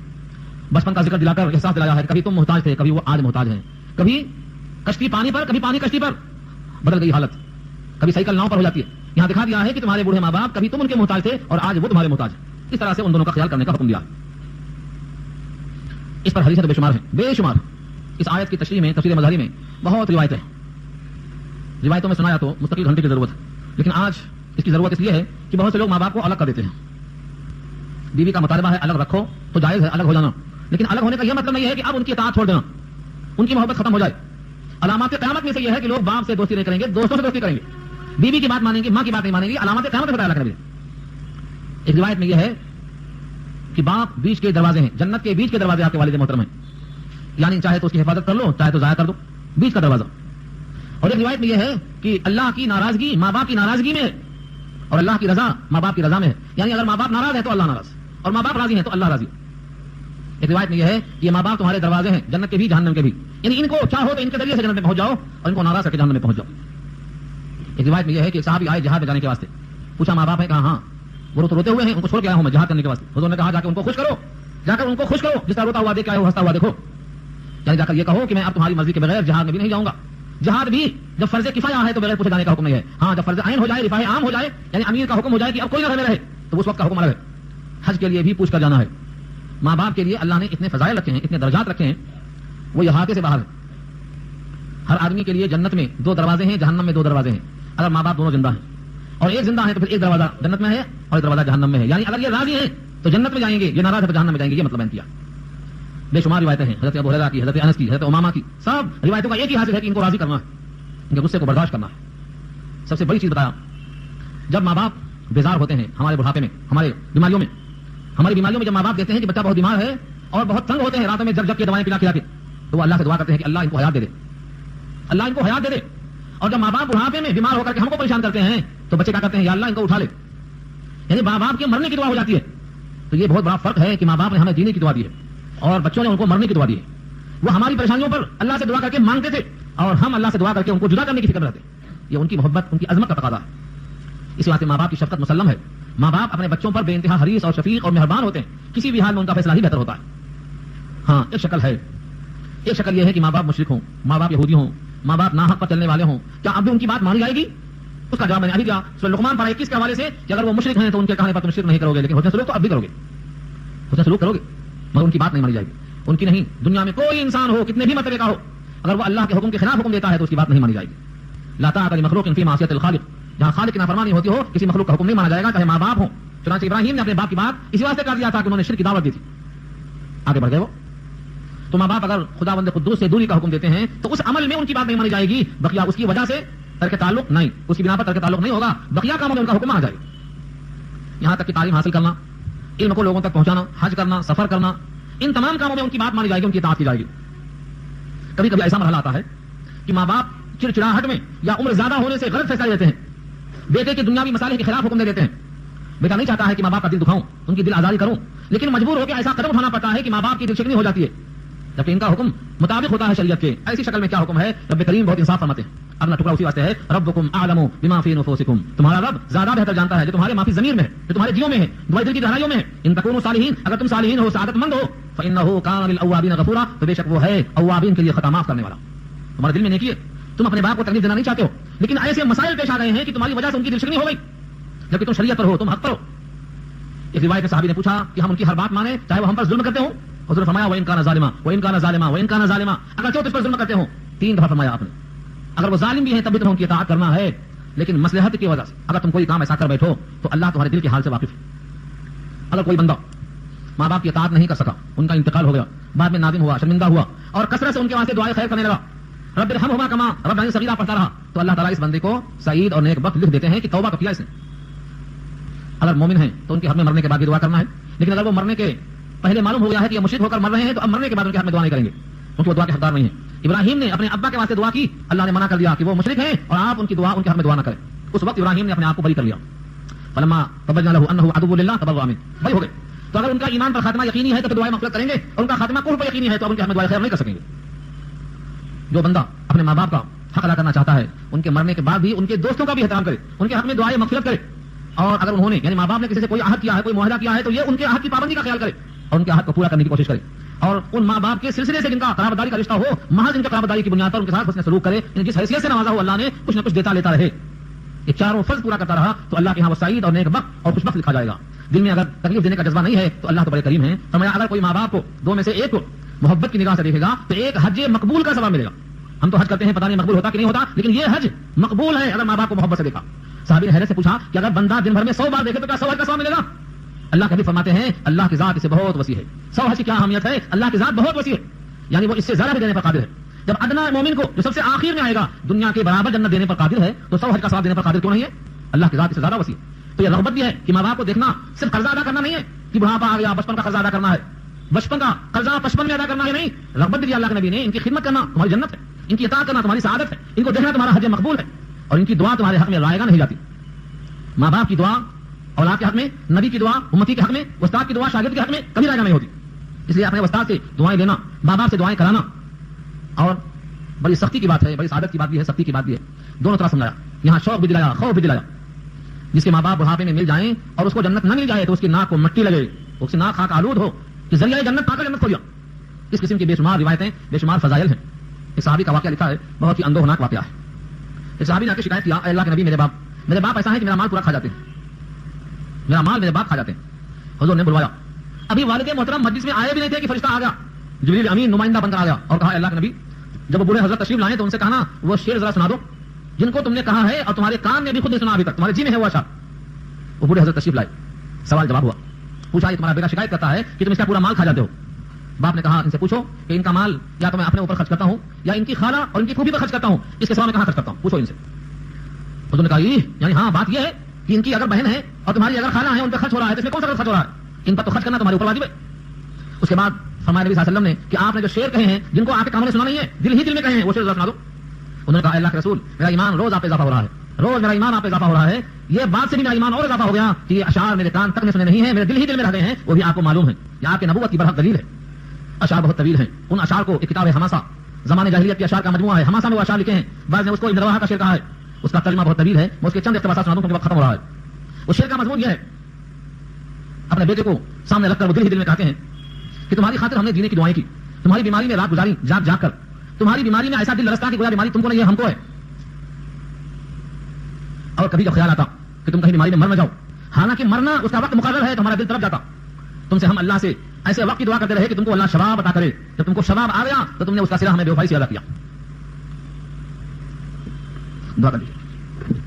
الحمدللہ رب العالمین والصلاۃ والسلام علی سیدنا المرسلین یا حی یا قیوم برحمتک نستغیث اللهم انا نسألك الهدى والتقى والعفاف والغنى اللهم انا نعوذ بك من الشقاق والنفاق وسوء الاخلاق اللهم مغفرتك اوسع من ذنوبنا ورحمتك ارجع عندنا منها اللهم لا خير الا ولا طير الا طيرك ولا اله الا انت اللهم انا نسألك الهدى والتقى والعفاف والغنى. اے اللہ ہماری خطا معاف فرما, الہ العالمین کرم کا خیر کا فیصلہ فرما, اے اللہ ہمارے گناہوں کو معاف فرما, الہ العالمین جتنے ہاتھ پہ ہیں سب کے دل کے جائز تقاضے اپنے کرم سے پورا فرما دو. اے اللہ تو کوتاہیاں لغزش خطائیں ہوئی ہیں اپنے کرم سے معاف فرما دیجیے. اے اللہ مواخذہ نہ فرمائیے. اے اللہ آپ کے حکم کے مطابق زندگی گزارنے میں کوتاہیاں ہوئی ہیں, اے اللہ العالمین اپنے کرم سے معاف فرما دیجیے. آئندہ توفیق دیجیے ان اعمال کی جن سے آپ راضی ہوتے ہیں. اے اللہ جب تک یہ اسلام پر باقی رکھیے, جب بھی موت مقدر ہو تو ایمان کے حالت میں, جب تک واپس ہو یا اللہ لب جاری ہو لا الہ الا اللہ. اللهم انا نعوذ بك من الشقاق والنفاق وسوء الاخلاق اللهم انا نسألك من خير ما سألك منه نبيك محمد صلى الله عليه وسلم ونعوذ بك من شر ما استعاذك منه نبيك محمد صلى الله عليه وسلم.